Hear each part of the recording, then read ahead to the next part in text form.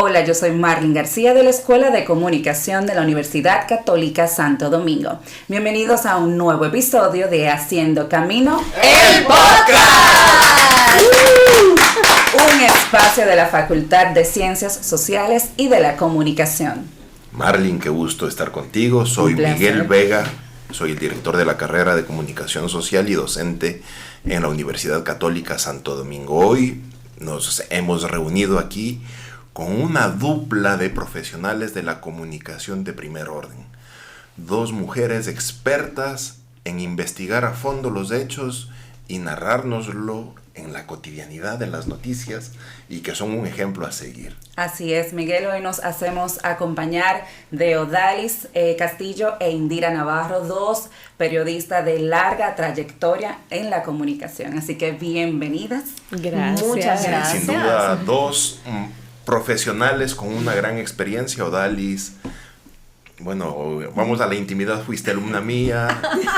Y tiene 25 años de experiencia en los medios, ha recorrido... Comencé estudiando aquí, sí, aunque sí me ven que no soy así tan vieja, ¿verdad? No. Pero lo que pasa es que recuerdo que desde esta misma universidad que estaba Aventura Humana, que lo había fundado el director de entonces, Pablo García, pues se motivaba que el estudiante, aun cuando estaba iniciando, yo estaba en mi primer año de la carrera y aún así comencé ya a trabajar periodismo. Sí, wow, sin duda. Y bueno, tú has tenido un recorrido fabuloso por medios televisivos, impresos, radiofónicos. O sea, tu experiencia es bastante amplia. Y en el caso de Indira, tienes 18 años de experiencia en los medios, has trabajado en la televisión, has sido corresponsal.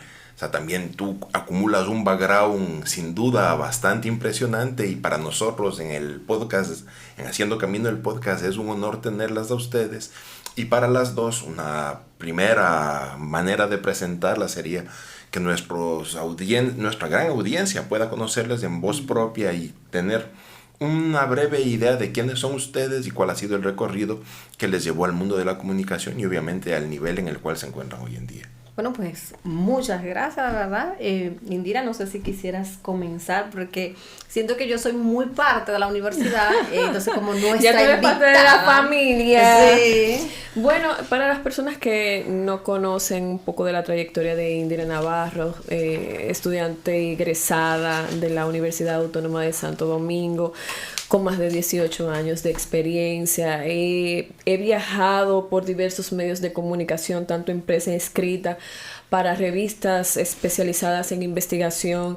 He trabajado para medios locales, noticieros locales y también para programas de investigación. Soy corresponsal desde hace 10 años para la cadena Univisión, para sus diferentes programas, Primer Impacto, Despierta América, Noticiero Univisión, Al Punto, cuando estaba Jorge Ramos, Aquí Ahora, programas especializados de investigación también en Univisión, y también ahora llevo mi propio programa de investigación, Enigmas con Indira Navarro, para profundizar y buscar esa verdad oculta que pocos conocen. Y bueno, en mi caso, Odalis Castillo, pues estudié en esta universidad, la Católica Santo Domingo. Guardo muy buenos recuerdos de aquellos años. Como referí hace un momento, aquí se impulsó un proyecto donde los estudiantes pues podíamos entrar a trabajar pues aún estando en ciernes, porque se buscaba mucho el estudiante de la universidad y se sigue buscando Católica Santo Domingo. En principio, antes de que me tocara comenzar a trabajar por la vía de recomendación de la universidad, yo misma pues envié currículum al periódico Hoy. En el año 2000 comencé a escribir en el periódico Hoy, en la sección revista. Estuvo quien era quien me dirigía trabajando, pues era María Capitán. En ese momento, pues en mi primer año de carrera empecé a escribir para el periódico Hoy. Meses después, pues me llaman que iba a trabajar en Nuria. Y yo, ¿cómo así? Si no he mandado currículum donde Nuria. Y fue que, como ya había sido evaluada aquí en la universidad y estaba mi expediente en la Aventura Humana en ese momento, pues entregaron mi ficha de estudiante evaluada y me recomendaron, y entonces inicié a trabajar en Nuria muy muy jovencita. Por eso pues estuve trabajando allí unos 20 años, pero aún así pues hice trabajos especiales desde aquí con un productor en Miami que se llama Merten, apellido Merten, que tiene una empresa allí y hacía trabajos para Primer Impacto, trabajos que fueron nominados de él al Emmy, y que yo trabajé como asistente de producción dando primeros pasos. Wow. Luego ayudándole en eso, pues aprendí mucho y pude ver cómo se trabajaba a nivel internacional.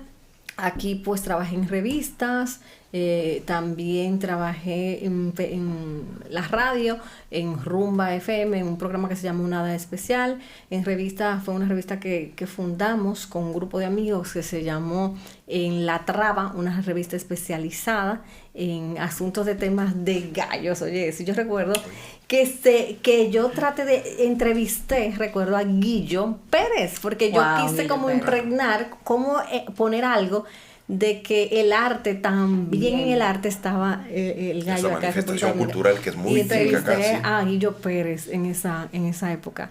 Pero yo siempre digo que siendo tan jovencita y empecé a hacer un periodismo duro, fuerte, pues me dio una madurez muy temprana, porque llegué a ser productora del programa de Nuria, y duré muchos años pues trabajando ambas cosas, producción y también esto. Hoy día tengo un programa que dirijo, produzco y hago las investigaciones, que se llama Toda la Verdad, que sale en BTV Canal 32. Además estoy en la radio, que se llama el programa Panorama de la Mañana, que se transmite tanto por radio como por televisión paralelamente. Fundé un proyecto personal que se llama casoacaso.net, donde hacíamos noticias multimedia.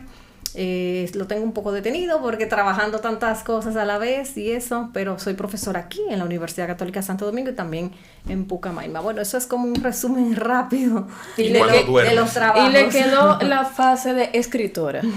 Bueno. Heavy. Indira, cuéntanos un poquito. Sabemos que eres corresponsal de Univision y CEO de una empresa.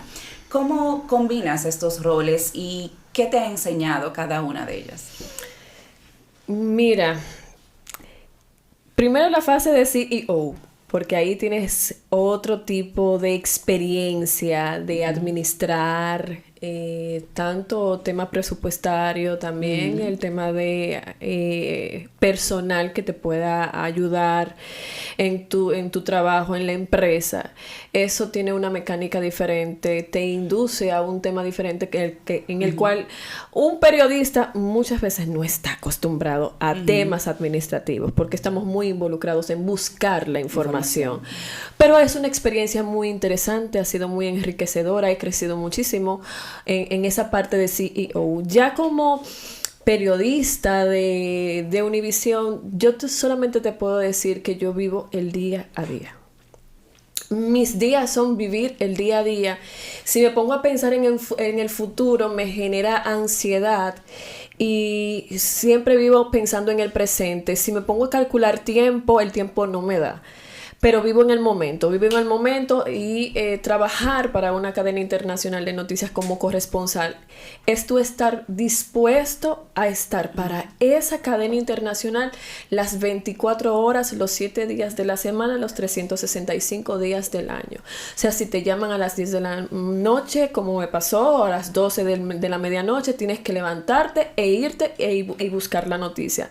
En general, para un periodista, este tipo de esquema de trabajo no es extraño. El periodista debe de estar.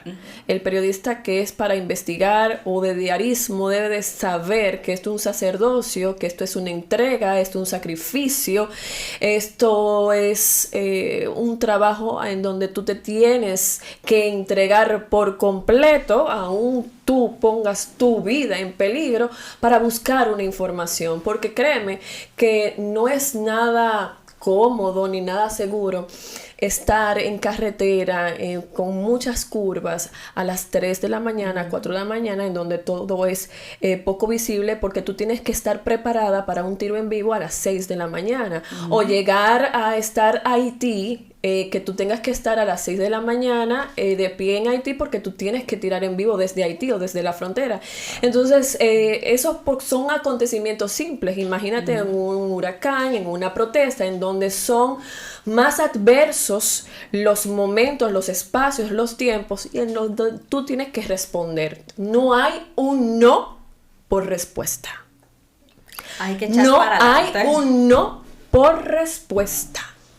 Porque también un no por respuesta te puede hacer desplazable.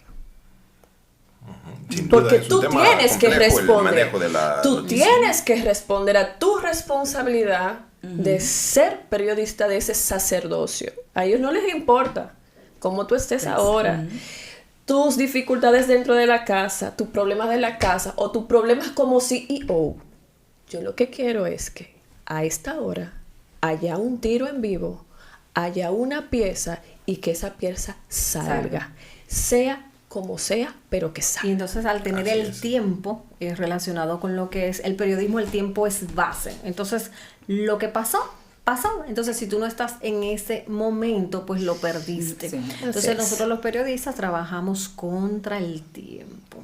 Entonces hay que desarrollar para poder vivir con eso, desarrollar pues dominio de las emociones, dominio de todo lo que De tú... todos tus y contextos, y y organizar, todo, y organizar todo. tu vida para En base poder a tú eso. responder en base a eso. Ujú. Odalis, como tú nos comentas ahora y como Indira también ha venido comentándonos de este sacerdocio de la investigación periodística, cuando a mí el periodismo es investigación, sin lugar a dudas, hablar de periodismo de investigación es reiterativo para mí. Me comentas que estás haciendo un programa que se llama Toda la Verdad. Bastante pretencioso el nombre, pero obviamente da en la diana cuando lo que buscas es profundizar en los temas de investigación. ¿Cómo tú ves este manejo del periodismo a este nivel en República Dominicana? ¿Cuán demandante se torna? ¿Cuánta profundidad logramos tener acá? Y mira, te digo que he asumido como eslogan decir las verdades incómodas y hacer los debates necesarios. Ese es mi eslogan como periodista de lo que quiero hacer a través del periodismo de profundidad de investigación. Y lo veo como que por lo menos ya está más abierto, cada vez más. Antes solamente había, qué sé yo, una figura primero. Nuria duró mucho tiempo siendo la única figura haciendo esto. En algún momento hubo otro programa que desapareció. Juan Lamour, exactamente, Alicia, ¿verdad? Pero ya hoy día hay un grupo de mujeres jóvenes que estamos haciendo periodismo de profundidad, que también se llama así, pero el periodismo de investigación es una visión de demostrar estas informaciones que se han querido mantener ocultas. Para todo periodismo se investiga, pero no todo periodismo demuestra esos hechos que se han querido mantener ocultos, que ahí estaría la diferencia, porque son hechos incómodos y que hay que hacer un esfuerzo mayor. Quizás en todo periodismo se hace esfuerzo, no desmerito uno u otro, pero al ser hechos que se quieren mantener ocultos, que el grupo de poder no quiere que se sepan, pues eso lo hace un poco más Y te voy a decir, desafiante. Y añadiendo un poco a esto, no tiene que ver con casos meramente de corrupción, no tiene que ver con casos meramente administrativos. Buscar la información, escarbarla, aunque sean temas sociales o culturales, conlleva un procesamiento de esa información. O sea, yo buscar un dato adicional, por ejemplo, de las tierras raras, algo que hasta el momento no se haya dicho y que yo lo pueda tener y comprobar, es ya un periodismo de investigación. Y eso no desmerita que por el tema del tratamiento, porque se trate de un tema medioambiental, sea menos profundo o sea menos importante que un tema de corrupción. Pero, y eso es importante establecerlo. Y es bueno también decirlo por el hecho de que hay hechos que se quieren mantener ocultos que quizás no sean políticos. O no sean de Exactamente. corrupción. Yo recuerdo un caso de un centro de que se están abriendo mucho el hecho de que se hagan centros de cuidado para niños, que el Estado le paga a esas personas por tener ese centro. Ahora mismo no recuerdo el nombre porque hace unos años que hice el trabajo, pero resulta que eran centros, como quien dice, privados, pero apoyados por el gobierno por cada niño que tú tengas. Entonces, ¿qué sucede con eso? Nos enteramos de que no se le daban las condiciones a los niños y yo fui como una visitante y pude ver con unos protocolos de qué era lo que se exigía y comprobar que muchas cosas no estaban. Entonces, aun cuando tiene una vinculación de gobierno porque da el dinero, pero su importancia mayor es el servicio social. Pero la señora que lo tenía quería mantener oculto que eso estaba pasando. Y esa señora, cuando reconoció que yo era la que había visitado como una persona cualquiera primero el lugar y que ahora iba como periodista, dijo, pero tú eras la que había venido a visitar. Ella me quería golpear. Y yo le dije, pero si tú me quieres tratar a mí así, ¿qué no será con los niños? ¿Entiendes? Wow. Y ese punto llamó mucho la atención cuando yo les respondí de esa manera porque fue muy agresiva. Quería mantener oculto eso. Y eso no era corrupción pública directamente, ¿no? Pero sí algo que es un servicio social que se iba a beneficiar mintiendo o no dando lo que tenía que dar. Mira, hay temas sociales que son importantes y que, vuelvo a reitero, que aunque uno haga ese trabajo de investigación, eso no desmerita, porque hay algunas, dentro de los medios de comunicación hay quienes dicen, eso puede ser, eso es algo light. Vete y busca ya un procesamiento, por ejemplo, de el arroz. Del tipo de arroz que nosotros estamos consumiendo. ¿Cuál es el que es tóxico y cuál es no? Haz una investigación sobre eso. ¿Y tú no crees que eso genera un impacto? Tú sabes que somos 11 millones de personas y que se consume diario toneladas de arroz. Y eso no incide eso incide en la salud de cada uno de los hogares dominicanos. Porque los metales pesados son acumulativos. Sí. Eso es cáncer. Y eso va a crear un caos que luego ahora mismo no lo estamos viendo. Pero va a crear un caos en el sistema de salud dominicano. Porque vamos a tener mucho cáncer. Y coincidió que Indira y yo trabajamos ese tema con dos vertientes.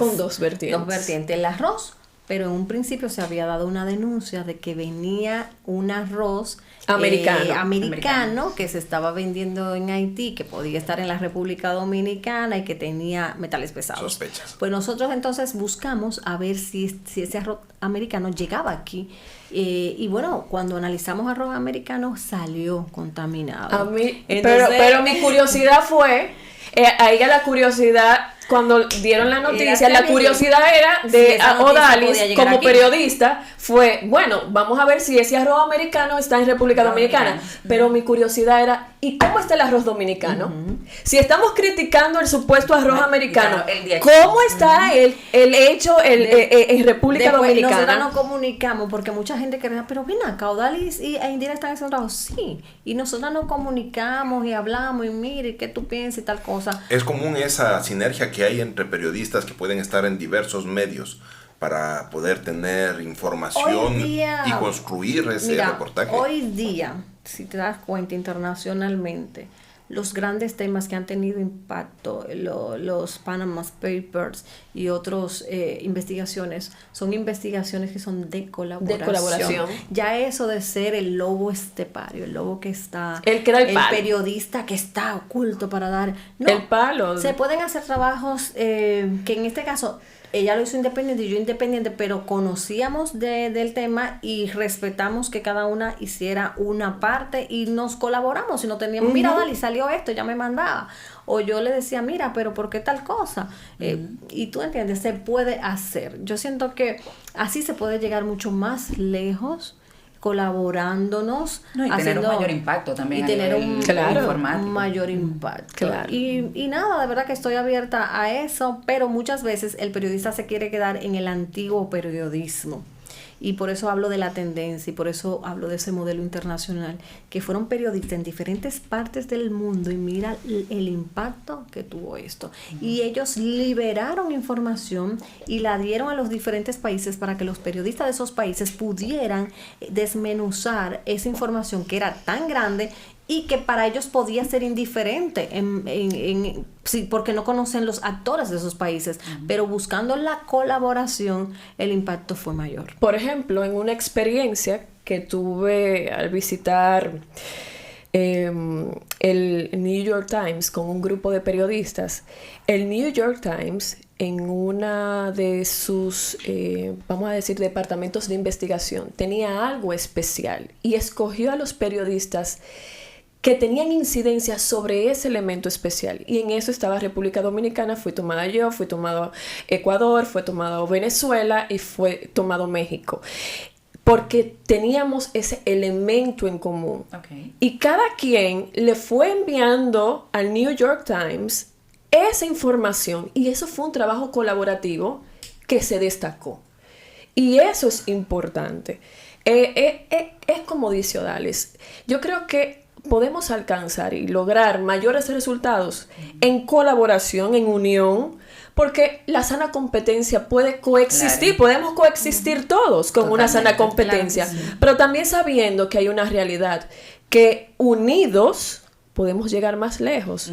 Si antes habían 2 ojos, 4 ojos, podemos analizar más rápido documentos, y si sumamos otros, mucho más. Y podemos hacer enfoques, que un enfoque distinto y otro enfoque, pero esos enfoques en conjunto te dan un todo de un problema. Exacto. Y eso puede ser, y no hay que afectarse, y puede ser un mismo tema con un enfoque para ampliar y otro enfoque más, que dé la variable. Y eso de los temas sociales, yo recuerdo también, para que los estudiantes que nos escuchan, que quizás es todos, la mayoría o todos, pero el punto de que hay que tener curiosidad sobre lo que nos rodea, sobre el ambiente que nos rodea. Yo recuerdo que en La Mella había mucha gente vendiendo medicamentos en las aceras y nosotros nos preguntábamos por qué esos medicamentos venderlos así como si fuese a granel. Como si fuesen caramelitos. Exactamente. Y recuerdo que vimos, mi esposo y yo, que los medicamentos eran realmente para la disfunción eréctil. Y yo dije, pues yo no puedo preguntar, porque van a creer que porque yo estoy preguntando sobre eso. Yo le dije, ve, pregunta tú cuánto cuesta y que te digan que si te lo venden o algo. Y él costaba solo 100 pesos, compramos varios para ver. Entonces cuando lo estábamos viendo dijimos, pero ven acá, dice que tienes registro sanitario, vamos a ver. Cuando mandamos a validar esos registros sanitarios, no estaban realmente registrados en salud pública. Y luego entonces, después de ver eso, dijimos, pero si no están registrados, ¿qué te pueden estar vendiendo? Y entonces Totalmente. ahí, porque para que tú veas cómo una cosa te lleva a pensar o ampliar la otra. Entonces, al no tener registro, lo mandamos entonces a analizar, porque ¿qué era eso? Y en el laboratorio de aduanas analizamos y resultó que era agua con azúcar. ¿Me estás entendiendo? Entonces, luego de eso, el Ministerio de Salud Pública todo es posible. hizo, y el Ministerio de Salud Pública hizo cayó a este lugar e hizo un operativo y recogió todo de ahí. Entonces, jóvenes, es tener un poco de curiosidad por las cosas que están a nuestro alrededor, y de algo sencillo sale a veces un gran tema, porque no necesariamente hay muchos periodistas que tienen sus fuentes que te dan un expediente. O sea, hay cosas que no son fortuitas y vamos a ser claros. Eso le llaman el periodismo de filtración también, que te pueden dar una información y tú confirmarla. Mira, yo sé esto, toma. Tú investiga. Eso es lo que le dicen normalmente olfato periodístico también. Sí, pero eso pero hay que construirlo, o sea, eso, y los estudiantes es un reto. Sí, pero ese olfato, por ejemplo, en este caso que te pongo como ejemplo, ese olfato se genera por un perfume que se pone alguien. O sea, un perfume que a lo mejor te puede dar alguien y tú ahí tú ves. Pero el olfato periodístico del que tú hablas es de esa curiosidad y de la curiosidad del arroz, por ejemplo. ¿Entiendes? Pero ese otro de que te entregan un expediente y tú investígalo, entonces ahí salen otros resultados. Porque te puede llegar la información y es importante. Ahí es bueno el elemento contrastar también del olfato periodístico. Sí, a eso iba. Y ahí hay que contrastar la información porque hay muchos intereses en estos temas. Entonces, tú contrastar hasta qué punto ese tema puede tener un interés meramente o hay una falta real. ¿Quién es el dueño del perro y quién te puede estar utilizando? Exacto, a eso íbamos. Como vivimos en un mundo que da noticias falsas, ¿Cómo ustedes manejan esa información para que su trabajo dentro de su trayectoria tenga credibilidad y rigor? Mira, eso para mí, eso es lo que me impulsa a veces a que yo duro horas revisando cosas o no dormir todas las horas que necesita un ser humano de vez en cuando. Porque la verdad es que la confianza, la credibilidad es el activo intangible mayor que puede tener un periodista. Entonces, si un periodista pierde ese activo intangible que es la confianza, que es la credibilidad, pues entonces lo perdió todo. Y aún nosotras estamos en una construcción de nosotras como profesionales, lo digo, te incluyo, Indira. Claro. Pero aún así, a donde hemos llegado a este momento, uno cuida eso, a donde hemos llegado a este momento. Entonces, hay que validar, hay que confirmar y hay que también tratar de escuchar a las partes. Pero hoy día, que resulta que las partes, siempre cuando son políticas, generalmente no te dan las entrevistas. No te dan las entrevistas porque el político ahora mismo no quiere como confrontación. Y yo lo que hago es que insisto. Y me ha pasado en ocasiones que saco el reportaje cuando tengo documento, cuando lo puedo validar y sigo, aún saliendo, después sigo y digo, ¿me vas a dar la entrevista? Porque quiero oírte. Claro. A veces no te la dan, a veces me la dan y entonces pues sigo ampliando.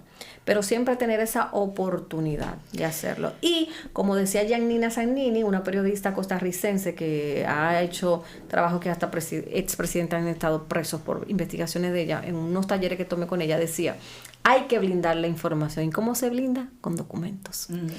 Con documentos, elementos probatorios, videos, fotografías, todo lo que pueda ser necesario para tú comprobar y demostrar que lo que tú estás diciendo es así. En Univisión, y es algo que he acuñado también ahora que soy CEO y soy directora y productora y presentadora de mi propio espacio de periodismo de investigación, he seguido la misma idiosincrasia que seguimos en Univisión. En Univisión, para los trabajos de investigación, hay una mesa legal. Y en esa mesa legal, con abogados, yo pongo cada pieza del rompecabezas.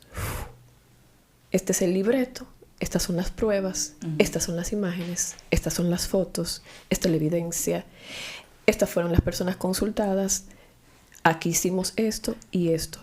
Todo se contrata. Esa mesa se convierte prácticamente en un tribunal en donde yo tengo que defender y demostrar fehacientemente que lo que está ahí escrito está sustentado. Y así esa misma disciplina y ese mismo rigor he seguido en mis proyectos. Hasta el momento no he tenido ningún desmentido, porque todo lo que se ha dicho ha sido demostrado. Usted cree si usted quiere, pero la verdad está hecha. Es así. Bastante interesante todo lo que nos comentan y qué difícil o qué fácil es de entrevistar a dos periodistas como ustedes porque casi no hemos hablado nosotros. No, pero... Y el tiempo vuela, pero es increíble. No, esto es increíble. Para ir ya cerrando esta entrevista, nos gustaría que brevemente nos cuenten sobre sus procesos de investigación. ¿Debe existir alguna historia que les ha marcado? Sí, muchas. A cada uno. Muchas. Escojan la más marcadora. Bueno, a mí creo que la del bromato de potasio en el pan, por las diferentes entregas que se hicieron, por lo simple que comenzó y lo grande que terminó. ¿En qué sentido? Simple porque fue un papelito que estaba en el parqueo donde vivía y mi esposo me dijo un día, pero mira, ese papel que dice como que el pan hace daño, ¿cómo será eso? Investígate eso. Y me dijo, yo dije, vamos a ver, déjame ver a quién llamo. Y llamé a doña Altagracia Paulino, que sabe mucho de estos temas de de consumidor. En esa época ya no existía ni siquiera esa institución en ese momento, o no era la directora en ese momento. Lo que sí me dijo es que internacionalmente en muchos congresos se habla de que el pan tiene bromato y que el bromato es cancerígeno. Y yo dije, ¿aquí se ha analizado en el país? No, hasta ahora no se ha presentado. ¿Cuántas cosas? Entonces le dije a Nuria, recuerdo en ese momento que trabajaba con Nuria, y Nuria me dijo, pues, investígalo, compra el pan, llamé a diferentes laboratorios a ver cuáles lo hacían, y la cosa se fue ampliando, que fueron como 8 entregas, porque en eso que apareció una tesis en la UAS de farmacia, que habían investigado en 20 puntos del país y había bromato. Se fue ampliando de que se usaban unos mejorantes para el pan que tenían bromato. Y así sucesivamente, hasta que fue tanto que otros periódicos, otros medios, pues fueron propagando el tema, y eso fue creciendo y creciendo, que se tuvo que hacer una normativa para prohibir el bromato de potasio en el pan, y se prohibió. Y digo que me impactó porque recuerdo que el primer día, fue en el 2007, que yo iba a presentar ese reportaje. Ese año había muerto mi madre de cáncer y yo lloré en la presentación previo. Nuria tuvo que parar y que volviéramos a retomar, porque el hecho de yo saber que eso estaba afectando tanta gente, que nosotros comemos pan tantas veces al día, y que todos los resultados, por donde quiera que lo hacía, me daban bromato de potasio. Yo ahí como que pensé en mi mamá en ese momento, que iba a responderle a Nuria en la presentación. Ella me tuvo que agarrar, paramos de grabar, tomé agua y volví a presentar. Entonces lo recuerdo ahora perfectamente y me sigue impactando, pero también me impacta no por mí, también me impacta por donde llegó. Y por saber el poder del periodismo, que a veces lo echamos de lado. Estar frente a un micrófono e investigar tiene poder. Tiene un poder muy grande. Y tenemos que conocerlo quienes entramos a este mundo del trabajo de la comunicación. Entonces ese poder, esto es un arma, el micrófono. Construye o destruye. Tú decides. Entonces, cuando veo que eso construyó, uno se siente con la satisfacción del deber cumplido. Y es bonito y es una responsabilidad grande. Muchos casos, porque a mí me tocan muchos casos sociales de muchas enfermedades raras, extrañas, muchos acontecimientos también sangrientos que verdaderamente laceran, puedo decir entre tantos, el caso de Chamán Chakra. La verdad que en ese momento la familia no quería hablar, la familia de la víctima no quería hablar, y fuimos del primer medio con el cual pudieron abrirse y pudieron externar ese